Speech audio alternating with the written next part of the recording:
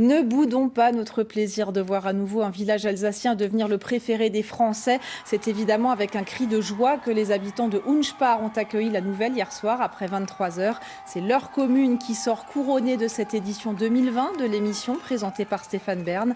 Unspar sous les feux des projecteurs et qui va nécessairement attirer la curiosité. Faut-il s'attendre à un afflux de touristes dans la commune? Cela avait été le cas pour Egisheim et Kaisersberg, précédemment victorieuses.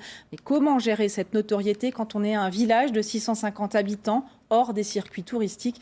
Élément de réponse avec Caroline Moreau et David Meneux. Unspar, son clocher, son office du tourisme, sa boulangerie, et c'est à peu près tout.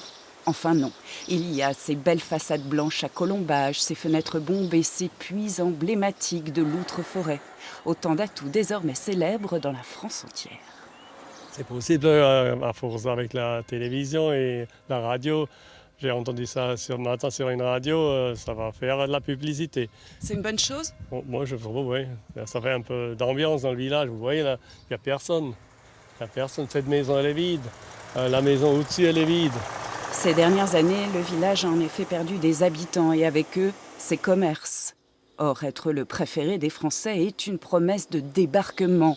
Kaisersberg ou Egisheim en savent quelque chose. Cette dernière, sacrée en 2013, a vu le nombre de touristes français grimper de 45%. Mais dans ce secteur de la route des vins, les structures sont là pour les accueillir. Unspar, 2000 visiteurs par an et seulement 2 gîtes est encore un peu démuni. Est-ce qu'on est prêt? Je pense pas, pas encore. Maintenant, on s'y met.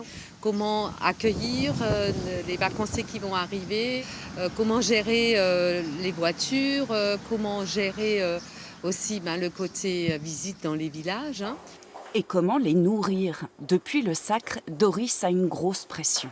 Elle tient le seul restaurant du village alors qu'elle aurait dû partir en retraite l'an dernier. Pour se ménager, elle était fermée 2 jours par semaine. Impossible désormais.